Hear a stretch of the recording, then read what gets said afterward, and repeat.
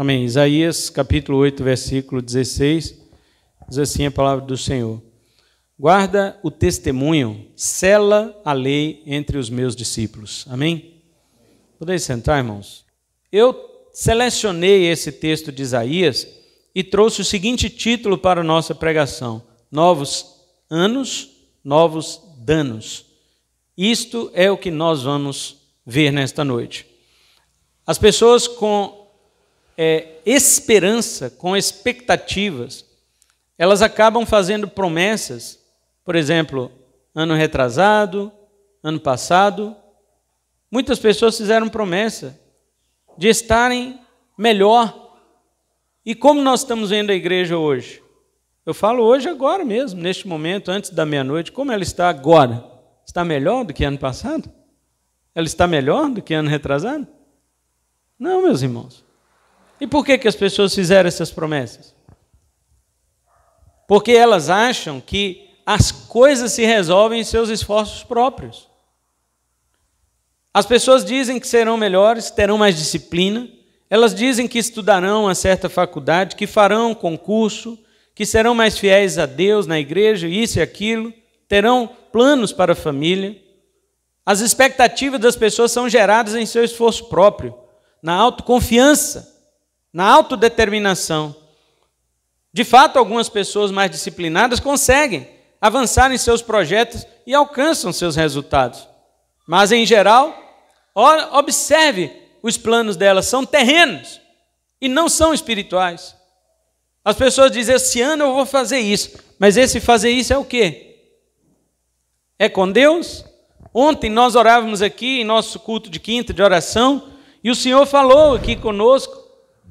O Senhor falou conosco para sermos, para termos o desejo, o anseio profundo de buscarmos ser cheios do Espírito Santo, de buscarmos mais do Espírito Santo. As pessoas têm buscado isto. Em nossas próprias orações, sejamos francos conosco, com nós mesmos, sejamos francos.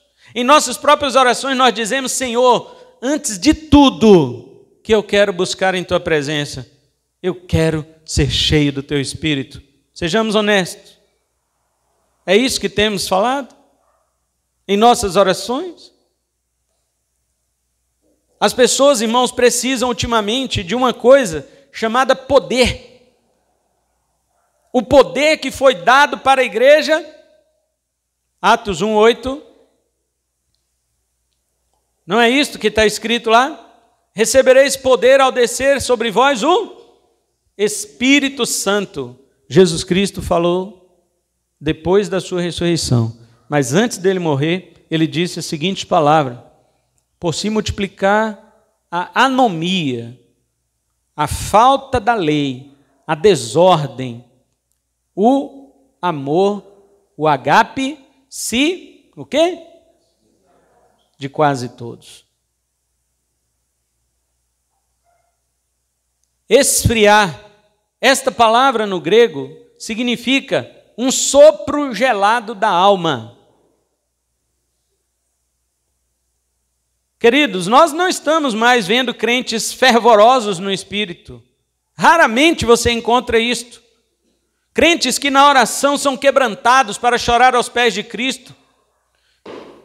O que nós estamos vendo são crentes cuja alma já se congelou pelo sopro da morte espiritual, do sono espiritual. Isto é que nós encontramos. E elas não se apercebem, não. Elas não dobram o joelho e falam, Senhor, me tira deste gelo. Não, para elas está normal. Está tudo bem. Veja que Jesus não está falando por se multiplicar o pecado, não é isso. É a iniquidade, foi traduzida. A palavra iniquidade, lá diretamente do grego, é anomia. É a indiferença para com a lei de Deus. A indiferença para com a palavra de Deus é que vai gerar essa alma congelada na vida dos crentes. O poder do alto Deus deu à sua igreja no dia de Pentecostes. Atos capítulo 2, Atos capítulo 1, 8, Jesus prometeu e no 2 se cumpriu. Mas você acha que uma igreja que anda completamente fria com a palavra vai viver no poder? Não, não vai. Uma igreja que despreza culto, que despreza oração, uma igreja que despreza as 3 coisas básicas da vida cristã, que é Bíblia, oração e estar na igreja, você acha que uma igreja dessa vai ter poder? Não pode. Não vai ter poder. Então, o que lhes falta é o poder do alto. E isso ninguém está buscando quase. Poucas pessoas são aquelas que dobram seus joelhos reconhecendo a ausência do poder e pedindo misericórdia a Deus para restaurar o poder. Nesta mensagem veremos como ficarão as pessoas sem Deus, em seus caminhos, suas práticas. De fato, por aí segue toda a humanidade sem Cristo. E nós também vamos ver o que vai acontecer aos eleitos de Deus, ao povo escolhido, povo separado de Deus. Em primeiro lugar, os danos que atingirão os homens sem Deus. Vamos agora para os versículos 9 e 10.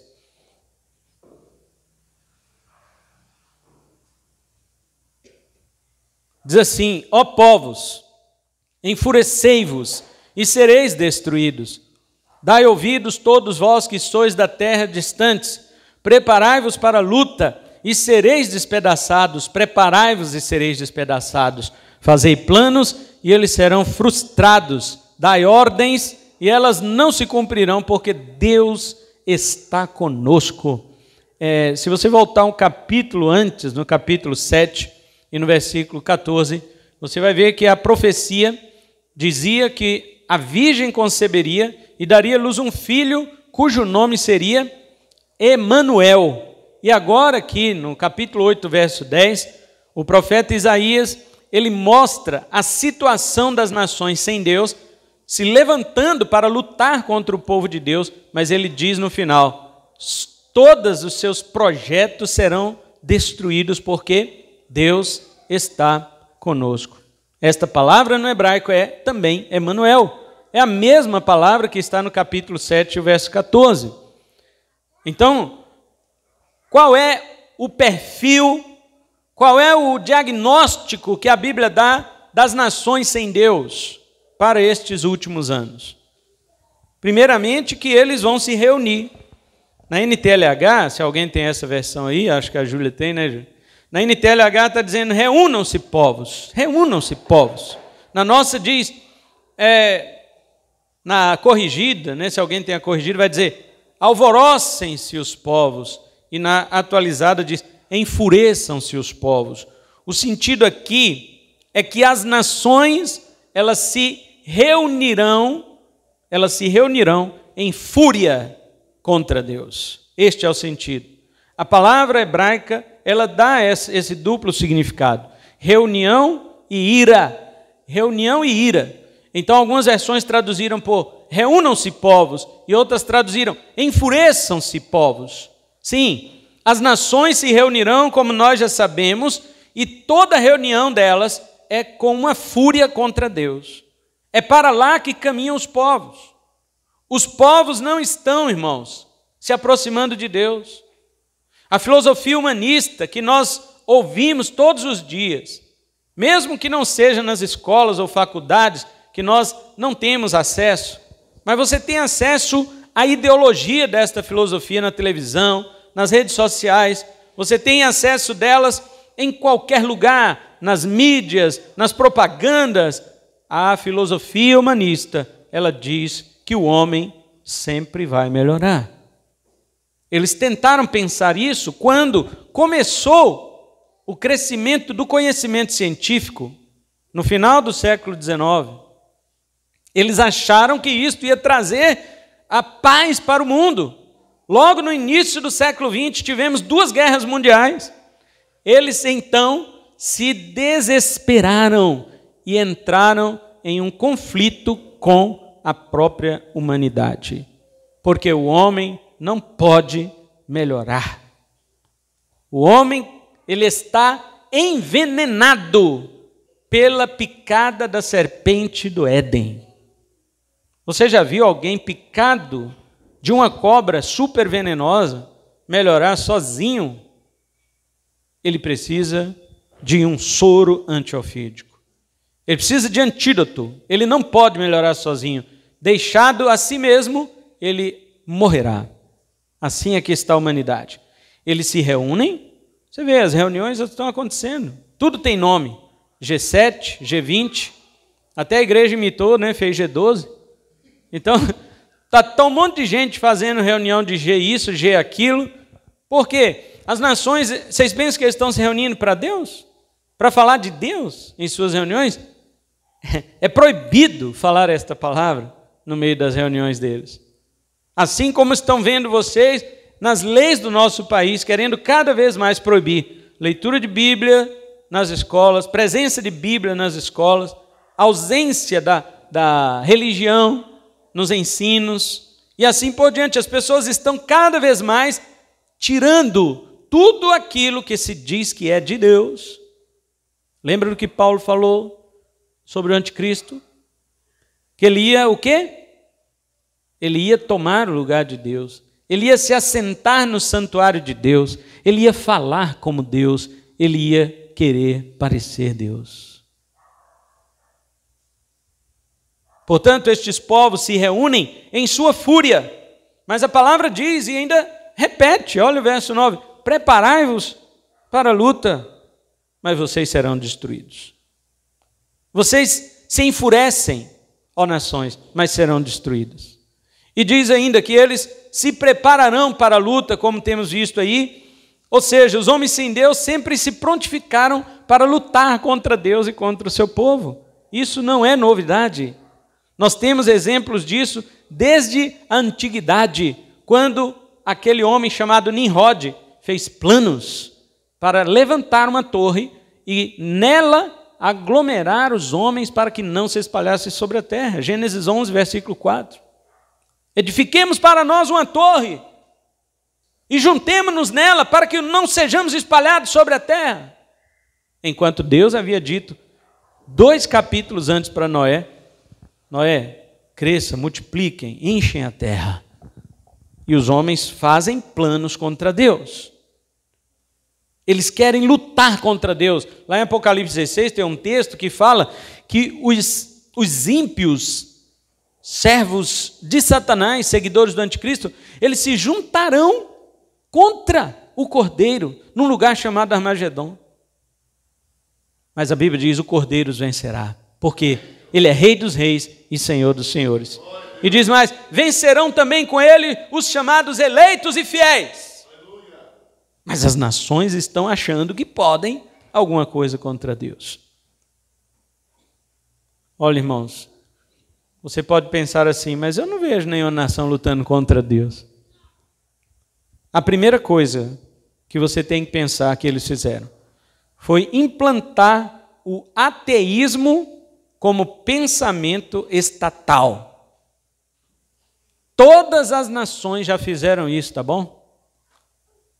Para com esse negócio de achar que ainda tem uma nação que, como Estado, acredita em Deus. Não existe. Foi estabelecido o ateísmo estatal. Quando se fala assim, o Estado é laico, na verdade eles estão falando isso para nós. Mas entre eles estão dizendo: o Estado é ateu. O Estado é ateu, é isso que eles querem dizer. É proibido falar de Deus no poder estatal de todos os países do mundo, irmãos. Todos os países do mundo. Aqui no Brasil ainda se fala, porque o nosso presidente é meio maluco. Ele fala, não está nem aí contra o sistema.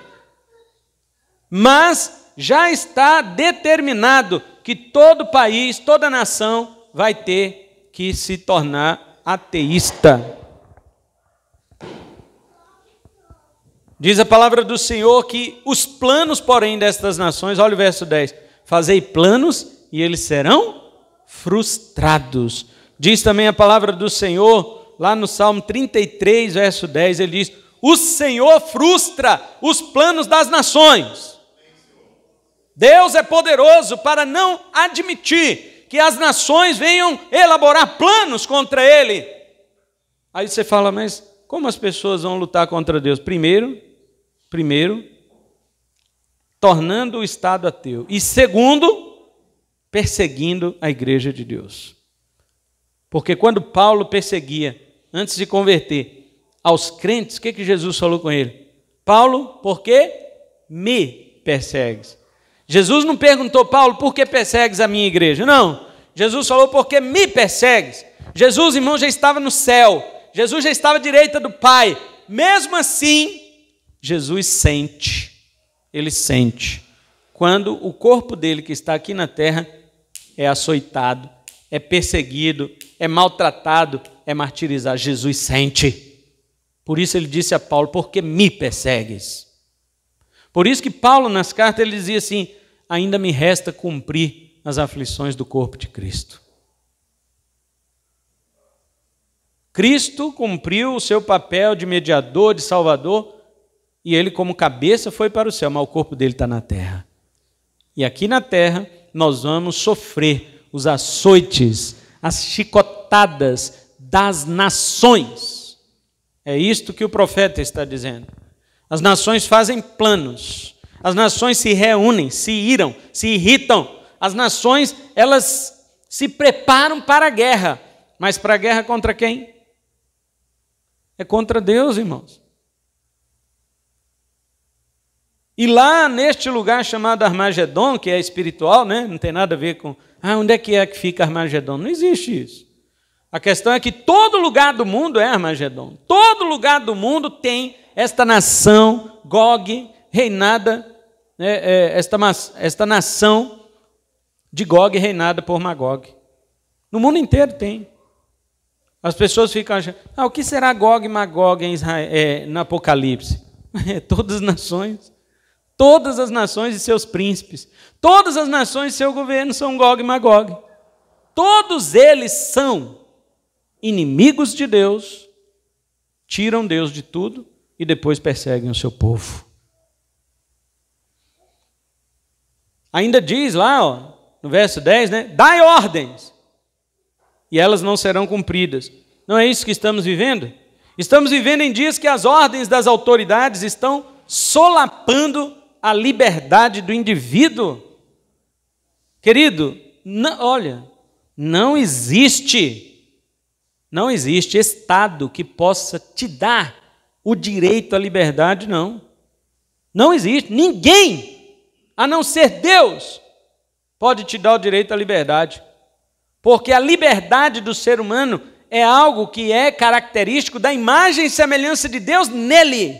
Quando Deus criou o homem, Deus disse, farei o homem conforme a minha imagem e semelhança, e, como resultado disto, ele terá domínio.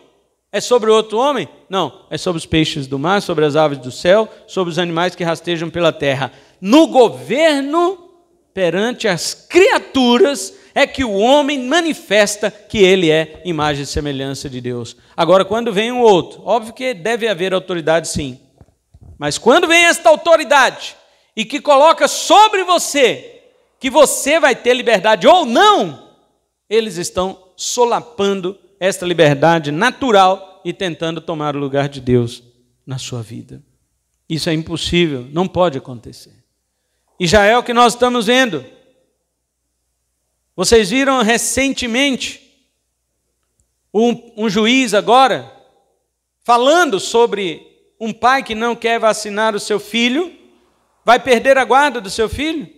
Vocês viram isso? Onde que as pessoas acham que elas podem chegar? Elas acham que podem tomar o trono de Deus. Elas acham que podem tomar o lugar de Deus e definir e decidir por você, com base supostamente em sua saúde, o que você vai fazer de sua vida?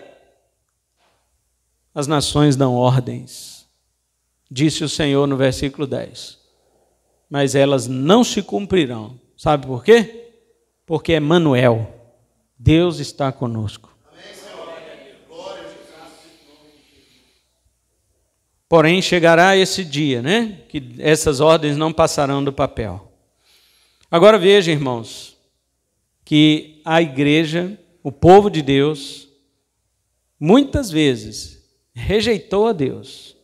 E por ter rejeitado a Deus, é que Deus permite essas coisas acontecerem. Olha aqui no versículo 8. E chegará... vamos ver do 6, né? Já que este povo rejeitou as águas de Siloé, Deus está falando do povo rejeitando a ele, tá? Já que este povo rejeitou as águas de Siloé, que correm mansamente, e se alegrou com Rezim e o filho de Remalias, que eram os reis da Assíria e de Israel do norte, que fizeram um complô, né, contra eles na época do rei Acais, o Senhor fará vir sobre eles as águas do rio, ou seja, as águas do rio, quer dizer, onde estão localizados na época, estava localizada a própria Assíria, que era lá no rio Eufrates. Esse rio aqui é Eufrates. Águas fortes e impetuosas. Ou seja, quem rejeita as águas mansas de Deus, terá que lidar com as tempestades das águas deste mundo. Ou seja, o rei da Assíria, com toda a sua glória, ele subirá sobre todos os seus leitos e transbordará por todas as suas ribanceiras e chegará a Judá. Judá é o povo de Deus aqui, mas está profetizado que chegaria até Judá, inundando até o pescoço, e a extensão de suas margens encherá a largura da tua terra. Ó Emanuel! Ó Emanuel! Veja bem, Deus prometeu Emanuel em 7,14. O povo rejeita Deus, no capítulo 8, versículo 6. E agora no versículo 8, Deus diz que as grandes águas chegarão para destruir seu próprio povo. Mas isso tem um limite. E esse limite é mostrado no versículo 10, quando ele diz: mesmo que vocês elaborem planos, eles serão frustrados, porque Emanuel, Deus está conosco. Mas veja que a igreja não ficou livre. O povo de Deus não ficou livre dessa tempestade, dessa invasão assíria. Não ficou. Por quê? Porque desprezou o Senhor. E é isto que nós temos que olhar. O fato de que estamos servindo a Deus nem sempre significa que ficaremos livres das aflições. Os intentos dos homens sem Deus serão sempre contra Deus e sempre contra o povo de Deus. E nem sempre Deus vai dizer Emanuel para nós. Ué, mas Deus conosco, não era isso que Israel acreditava? Judá acreditava nos dias de Jeremias? Judá dizia assim: ninguém vai invadir Jerusalém, porque o templo de Deus está aqui. A arca de Deus está no templo, quem vai invadir?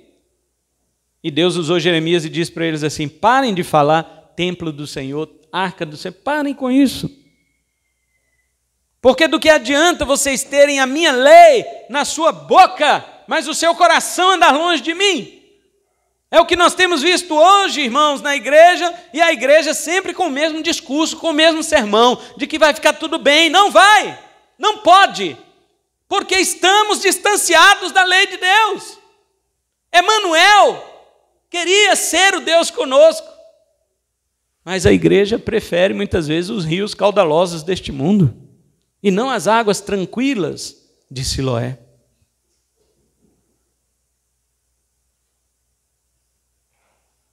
Quando Cristo veio, né, não é mais Deus conosco, né? Agora o Espírito veio, é Deus em nós. Depois que Cristo, né, foi para o céu, porque Cristo veio, Deus conosco. Mas depois que Cristo foi para o céu, o Espírito veio, não é mais Deus conosco, é Deus em nós. Mas a pergunta prevalece, a pergunta permanece: este Deus em nós, como falamos ontem aqui no culto de oração, ele está sendo, porque o Espírito Santo ele foi colocado como a terceira pessoa da Trindade na igreja, para que a igreja peça o seu enchimento. Jesus falou em Lucas 11:13, Jesus falou assim: se vós sois maus, sabeis dar boas coisas aos vossos filhos, quanto mais o Pai Celestial dará o Espírito Santo aos que lhe pedirem. O Espírito Santo precisa ser pedido. Não é assim, ele vai chegar e vai inundar a igreja. Ah, irmãos, o Espírito Santo vai inundar a igreja. Você não está querendo? Como é que ele vai inundar? Não vai, porque a Bíblia diz que é para aqueles que pedirem. Alguém pede alguma coisa que muito deseja. Como nós vemos muitos de nós pedindo a Deus coisas terrenas que vão passar, coisas passageiras, mas pedimos com muito desejo. Pedimos isso com muito desejo. As coisas que nós pedimos a Deus, Deus olha e fala assim, puxa vida, meu filho me pede com uma ênfase tão grande que parece que o que ele está pedindo vai durar para sempre. É uma fumacinha. Ele acha que vai durar para sempre, ele está me pedindo uma fumaça. Eu tenho meu espírito para dar, que é eterno, que é para sempre na vida dele, ele não pede. Mas as fumaças desta vida, os vapores desta vida, ele pede com a insistência, com a profundidade, com lágrimas, ele rala os joelhos, ele põe a cara no pó, e quando vai ver o que está pedindo, é uma fumacinha.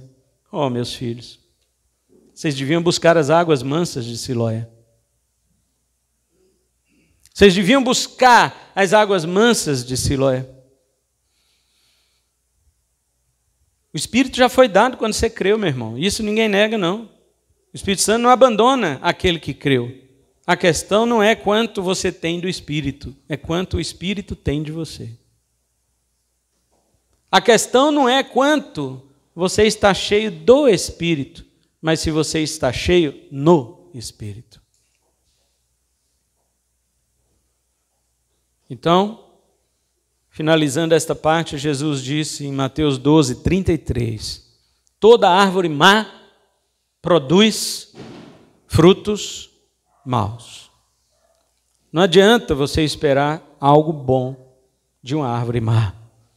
E Jesus, quando disse isso, ele estava falando do ser humano, viu, irmãos? Como eu disse, a filosofia secular, a filosofia humanista, ela desenvolveu uma esperança na bondade humana. Mas Jesus falou, são árvores más, não podem produzir bons frutos. Segunda coisa, os danos que atingirão o povo de Deus. Versos 14 e 15.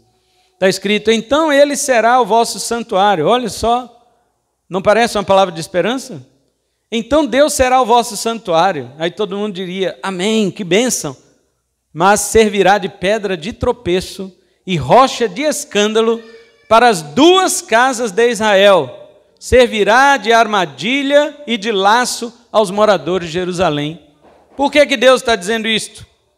Olha o 15. E muitos deles tropeçarão, cairão e serão destruídos, enlaçados e presos. Por que Deus está dizendo isto, meus queridos? Porque as pessoas, elas não, mesmo os servos de Deus, está falando aqui as duas cidades, né?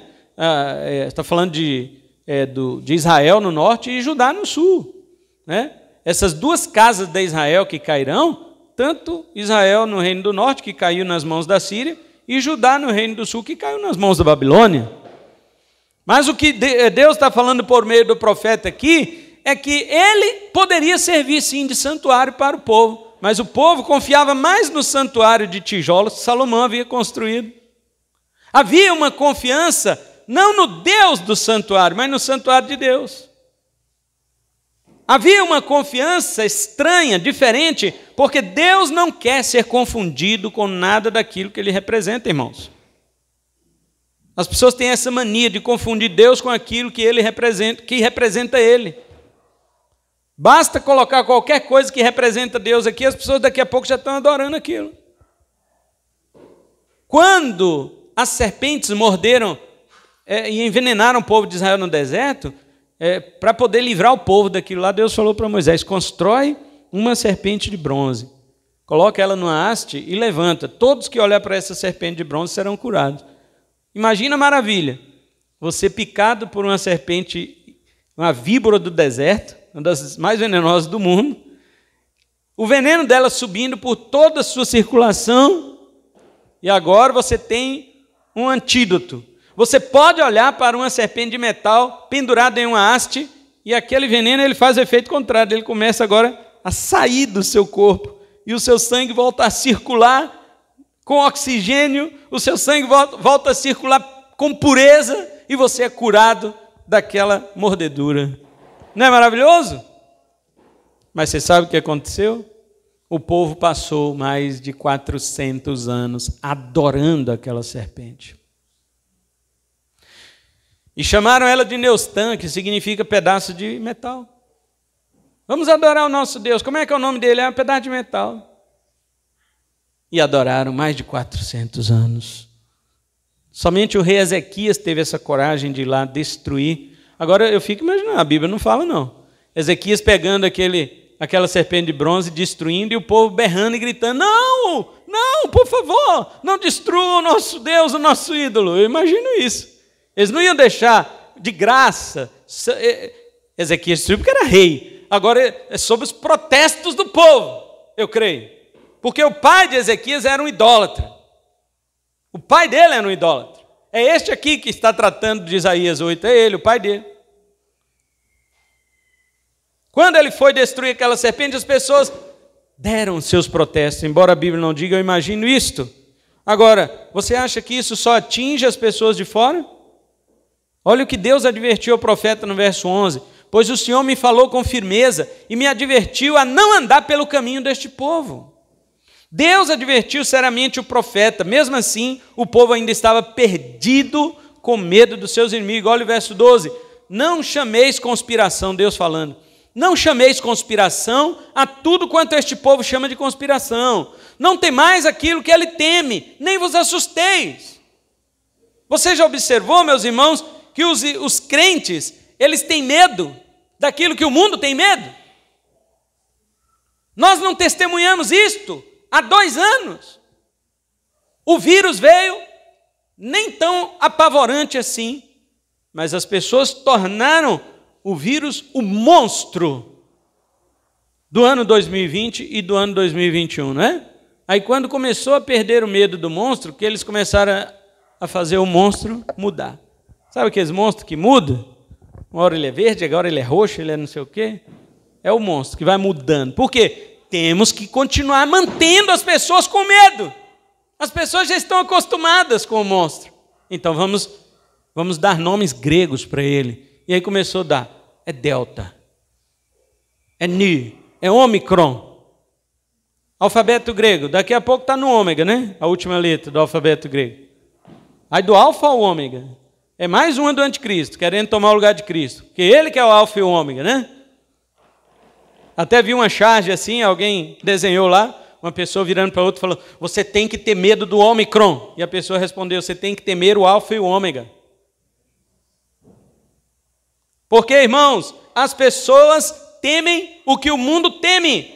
E Deus está dizendo para Isaías aqui, Deus me advertiu com firmeza, não ande pelo caminho deste povo. E ainda diz, não fique chamando de conspiração tudo que eles falam que é. E nem temam aquilo que eles temem. Não vos assusteis. Por quê? Versículo 13. Ao Senhor dos exércitos, a Ele santificai. Tende temor e medo dEle. É do Senhor que nós temos temor? Eu vejo que a igreja, que muitos crentes estão brincando com Deus, mas tem medo de brincar com o vírus. Quando fala do vírus, toda seriedade, porque tudo tem que ser conforme a televisão está dizendo que tem que falar. Tem que falar igual a TV diz que é, porque senão vem o STF e manda prender, a OMS e manda dizer, e não sei o que. Todo mundo fala do vírus com medo, com receio, ninguém quer falar mais as palavras vírus, ninguém quer falar corona, ninguém pode falar mais vacina, porque se falar no YouTube já não sai mais nada, já corta você, ai, não, vou perder meus inscritos, vou perder meus... As pessoas estão preocupadas com inscrito e nem quer saber se o nome dela está inscrito no livro da vida. Olha o temor das pessoas de hoje. Deus está dizendo, Isaías, não vai na conversa deste povo. Não tema o que eles temem. Não chame de conspiração tudo que eles chamam. Temam ao Senhor dos exércitos. É a Ele que vocês devem temer. Ó, querido, se o povo de Deus confiasse no seu Senhor, Ele seria o seu santuário. É o que Ele diz no versículo 14, a primeira parte. Então, ou seja, se você temer ao Senhor, Ele será o seu santuário. Porém, porque não confiaram no Senhor, verso 14 em diante diz, Ele serviu de pedra de tropeço às 2 casas de Israel. Imagine você, irmãos, o único que poderia ser o seu livrador, o seu libertador, vai se tornar tropeço para a sua vida. Você vê o perigo que muitas pessoas na igreja correm? Você vê o perigo? Aquele que elas dizem que será o seu libertador, pode ser a única pedra de tropeço para a eternidade dessa pessoa. Cristo também serviu de pedra de tropeço e de rocha de escândalo para aqueles que não confiaram nele. 1 de Pedro 2:8. Está escrito. Muitos crentes estão sendo destruídos junto com ímpios, tropeçando, sendo enlaçados, como diz aqui o verso 15. Muitos deles tropeçarão, cairão e serão destruídos, enlaçados e presos. Olha, queridos, por que Deus fez isso? Vamos avante para você entender. O povo de Deus havia pendido, sabe para quê? Além de tudo que nós estamos falando aqui, que rejeitaram a Deus, sabe para que o povo de Deus tinha pendido? Eles tinham pendido para necromancia, consulta a mortos. Olha o versículo 19. Quando vos disserem, consultai os que consultam os mortos e os feiticeiros, que sussurram e murmuram, respondei. Olha aí, olha onde o povo já estava. Por não confiar no Senhor, passaram a praticar necromancia, consulta a mortos. E hoje, irmãos, você acha que é diferente? Atualmente tem igrejas com prática de consulta a mortos, certo? Os irmãos conhecem uma igreja chamada Vó Rosa? Já ouviram falar? Igreja Vó Rosa. Esta igreja, ela não tem nome, né? É uma igreja que não tem nome, por isso que eles falam Vó Rosa, porque uma senhora chamada Rosa, naquela época, né, que foi uma das fundadoras e uma das profetisas desta igreja. A principal profetisa desta igreja foi a Vó Rosa. Por isso tem esse nome. Mas, atualmente, eles chamam, quando vão chamar de igreja, né, eles chamam ela de igrejas sem nome. Eu não me lembro. É uma igreja sem alguma coisa, entendeu? Igreja que não tem placa, não tem denominação, mas é chamado pelo nome da profetisa deles lá, que é a Vó Rosa. Essa mulher morreu e quem está hoje no lugar dela nessa igreja é um tal de irmão Aldo. Irmão Aldo. Quando ele vai ao púlpito desta igreja sede, lá em São Paulo, para pregar, quando ele chega no púlpito, toda a igreja, lotada, aquela igreja imensa, grandiosa, cheia de gente, começa a adorar o irmão Aldo. E eles cantam uma música para ele: querido irmão Aldo, para sempre é adorado, teu nome é louvado. Eles cantam desta forma. E só depois da adoração que a igreja presta a ele, é que ele vai usar a palavra. Esta igreja, igreja da Vó Rosa, não pode cantar hinos como nós cantamos aqui. São hinos da harpa, do cantor cristão. Não, só pode cantar hinos que algum dos mortos daquela igreja voltou e falou com os membros como era o hino. Eles têm o contato com esses mortos, com esses espíritos que cantam, passam a letra e a melodia para eles cantarem. E é isso que eles cantam na igreja, somente as músicas que os espíritos supostamente que voltaram dos mortos trazem para eles. Agora imagina quanta gente está nisto. Um espiritismo travestido de evangélico. Quantas pessoas se apostataram da igreja para ir para a União do Vegetal? Eu encontrei na feira um rapaz que tinha vindo aqui na nossa igreja para namorar uma moça, até batizou, se passou por crente, de fato namorou e tirou essa moça da igreja. Apesar dos nossos protestos, né, de eu avisar tanto, falar: minha filha, preste atenção no serviço. Não adiantou. Tirou. E não deu nada também em namoro, não. Tirou de Jesus, não deu namoro, não deu Cristo, não deu nada. Encontrei ele na feira, já com outra mulher, filhos e tal. Falei: e aí, meu rapaz, tudo bem? Tudo jóia. Falei: e aí, você está indo em alguma igreja? Não, eu estou indo sim. Falei: qual? Fiquei feliz, né? União do Vegetal. Eu falei: o quê? Igreja União do Vegetal. É. Eu falei: rapaz, você tomando aqueles chás, aqueles cogumelos, aquelas coisas alucinógenas, do lado da esposa dele, assim, ó, nem conheço. Falei: você conheceu a verdade, rapaz, na nossa igreja? Você sabe que aquilo lá é um espiritismo junto a um tipo de liberação de usos de alucinógenos que a própria lei permite usar para fins religiosos, para que as pessoas entrem em delírio, em alucinação, para ver um espírito, para ver isso, para ver se alguém fala alguma coisa com ele. Rapaz, você está caminhando para a destruição do inferno, você sabe disso. Ele baixou a cabeça e não falou nada. E eu falei, eu tenho que deixar essa palavra para você, porque as pessoas estão assim, irmãos, elas apostataram da fé e estão indo praticar necromancia. Elas preferem que mortos apareçam. Pastor, apareceu a minha avó, que já morreu para mim. As pessoas, o que ela disse? Ela falou para eu ficar tranquilo que ela está em um bom lugar. Mas eles falam isso lá no centro espírita. As pessoas, irmãos, elas não têm discernimento, elas buscam isto. E agora? Pastor, isso não tem nas igrejas evangélicas, não. Pode ter na Vó Rosa, mas nas igrejas evangélicas não tem. Ah, é? E o que vocês acham daquelas pessoas cristãs que defendem o ecumenismo com religiões ocultistas? Igual o Kleber Lucas, que pegou o seu tecladinho e foi tocar no centro de macumba, junto com as macumbeiras, todos lá vestidos a caráter, e o Ogã também tocando os tambores. E, olha, Kleber Lucas, primeiro nós adoramos seu Deus no seu teclado, e depois nós vamos cantar e você adora junto com a gente. Pois bem, vai lá cantar aquelas músicas que um monte de gente gosta e canta e tal. E aí os macumbeiros tudo cantou com ele. E depois os macumbeiros começaram. Os ogãs começaram a tocar e as mães de santo a cantar. E ele junto, celebrando isso mesmo. O que vocês estão pensando, irmãos? O povo de Judá não era diferente. Eles foram consultar mortos. E outra, ainda existe outros que dizem, sabe o quê?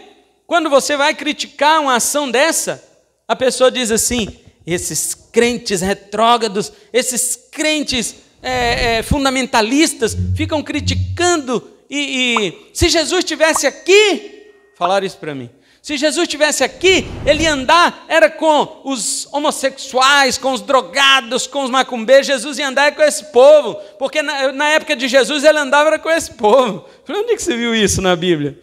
Jesus andando com esse povo. Eu não vi isso na Bíblia. A Bíblia diz que Jesus andava com uma grande multidão. No meio da multidão tinha fariseu, tinha saduceu, tinha escriba, tinha zelote. No meio da multidão tinha... prostituta não podia, irmãos. Elas não podiam andar na multidão, senão. Vocês acham que podia? Publicano. Jesus andava no meio dos publicanos? Não. Quando Jesus chamou Mateus para ser seu discípulo, ele abandonou a alfândega. Quando Cristo chama um homossexual, ele abandona a sua vida de pecado. Quando Cristo chama um pecador, ele abandona a sua vida de pecado. Quando Cristo chama uma prostituta, ela abandona a sua vida de pecado, como Cristo me chamou e chamou você, para que nós abandonemos a nossa vida de pecado e sirvamos a Ele. Amém. Mateus foi lá e deu uma festa para Jesus, comer churrasco lá, mas os amigos de Mateus, novo convertido, era quem? Era gente boa? Não. Ele era do meio dos publicanos. Foi essa a ocasião.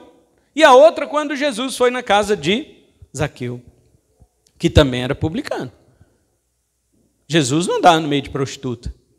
Uma prostituta que foi atrás de Jesus para lavar os pés dele com lágrimas. Por quê? Porque ela estava arrependida de seus pecados. Este é o problema. As pessoas falam, mas não dizem o que é que tem que ser feito pelos que seguem a Jesus. O que tem que ser feito é arrepender.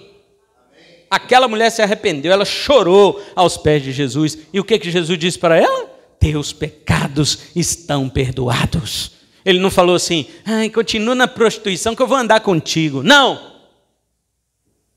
Tem que haver arrependimento. Eu disse isso para uma pessoa recentemente, agora ela veio falar para mim, Jesus ia andar no meio desse povo. Eu falei, não ia. E quando Jesus vai andar, ou se ele viesse e fosse andar no meio, era para tirá-las de lá, e não para deixá-las como elas estão, como vocês acham. E a pessoa ficou travada porque nunca ouviu ninguém responder desta forma. Agora, acham que para por aí? Existe também o feitiço no meio gospel. Igrejas que usam bugigangas ungidas como amuletos de proteção espiritual. Irmão, vem aqui, pega a rosa ungida. Acho que é diferente da avó Rosa? A rosa ungida? Pega a rosa ungida, irmão. Ô, irmão, leva a folha de arruda para a sua casa para tirar mal olhado. Pessoas que acreditam em visões, revelações e sonhos de gente comprometida com misticismo pagão. Crentes que acreditam em horóscopo. Eu quero ver o que diz o meu signo. Crente que acredita em horóscopo, que acredita em mal olhado. Não, a pessoa olhou para a minha planta. Nosso Deus, a planta secou. Irmão, mas é a época dela secar, ué. Daqui a pouco ela vai florescer de novo. Mas deixou uma carga na minha casa, meu Deus do céu, carga negativa. E fica usando essas palavras, sabe, de pessoas que trabalham com isto, com misticismo pagão. Que espírito de inveja que está sobre minha vida. Como é que você sabe que tem um espírito de inveja sobre sua vida? Não, porque foi revelado. Mas revelado por quem? Foi Deus que falou? Não, foi uma profetisa, foi um profeta, ele veio aqui e revelou. Mas você sabe se é verdade? Ele provou para você que tem? Eu já tirei meu celular da internet lá do número da igreja. Tem igreja na internet, eu colocava meu celular para o pessoal entrar em contato. Mas é a mesma... eu coloco num dia, no outro já vem gente ligando, querendo... você é pastor da igreja, não sei o quê? Eu falei, sou. Você revela? Não. Não revelo. Porque meu casamento é não sei o quê, meu marido me abandonou, mas já teve uma revelação que ele é meu. Que ele vai... Sabe aqueles negócios de reza para prender marido? Segura o teu marido com 3 búzios. Parece isso, irmãos. No meu evangelho está tendo essas coisas. Agouro, mal agouro para a morte. Nossa, a pessoa passou perto de mim, sentiu um arrepio de morte aqui.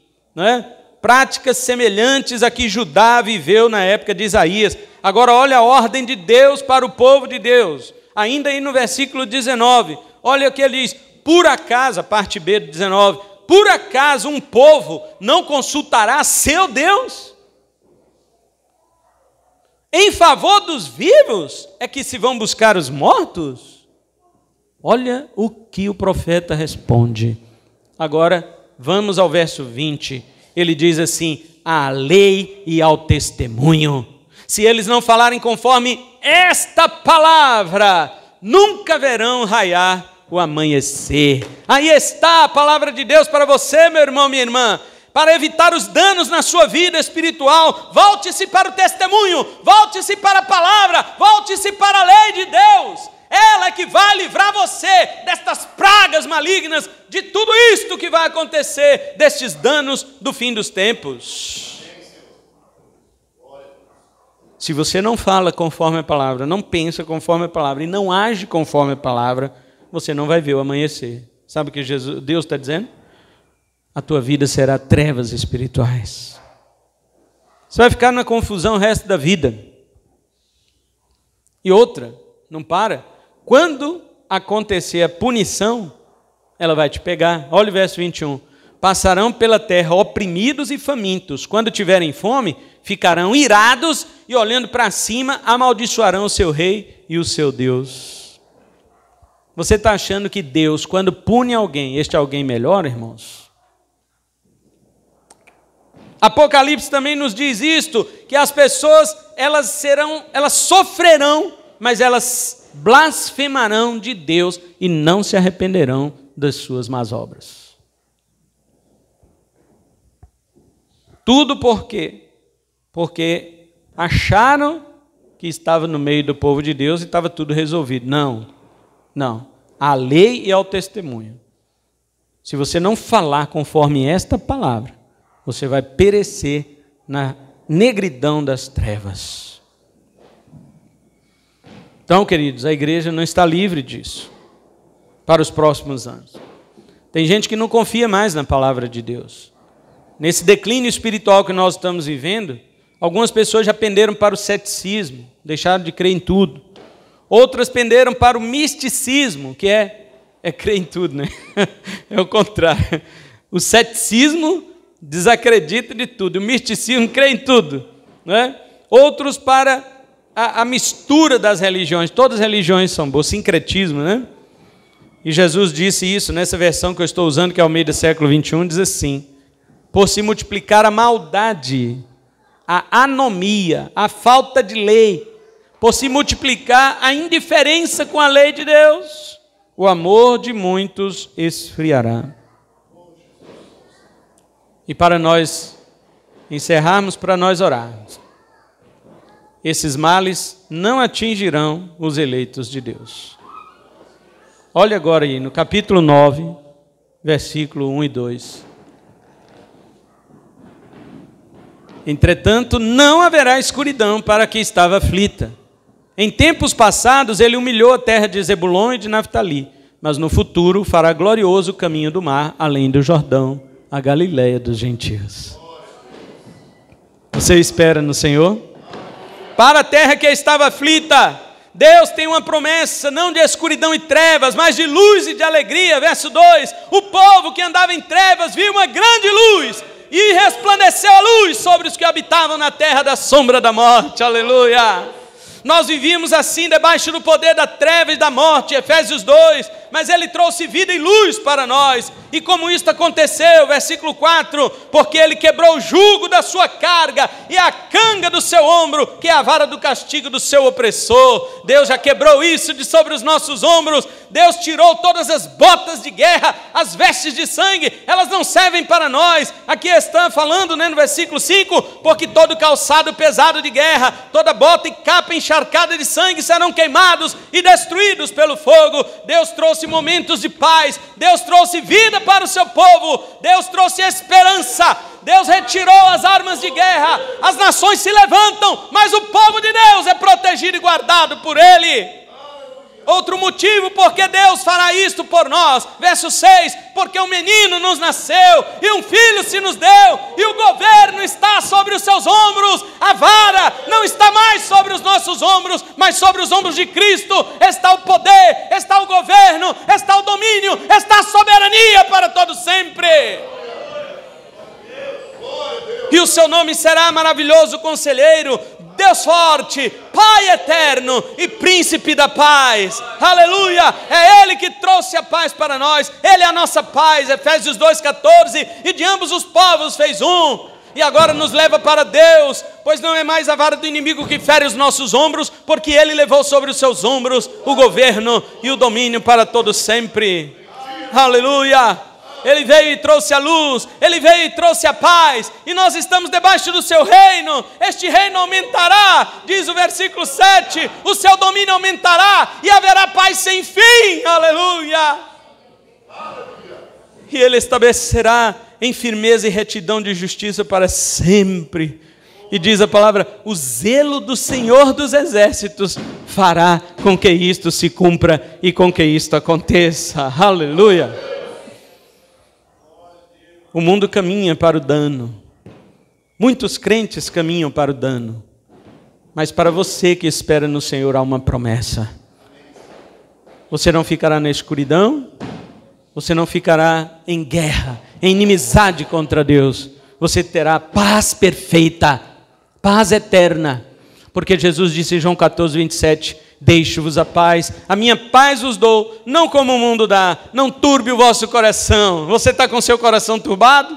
Você está com seu coração angustiado? Não, esqueça as fumaças, esqueça os pedidos de vapor que você tem feito a Deus. Peça para Ele o seguinte: Senhor, eu quero Tua paz reinando sobre mim. Senhor, eu quero Tua luz brilhando em minha vida. Senhor, eu quero Teu Espírito transbordando em meu coração. E é isto que Ele vai te dar, porque a Bíblia diz que se o homem mau dá coisas boas, quanto mais o Pai Celestial dará o Espírito para aqueles que pedirem.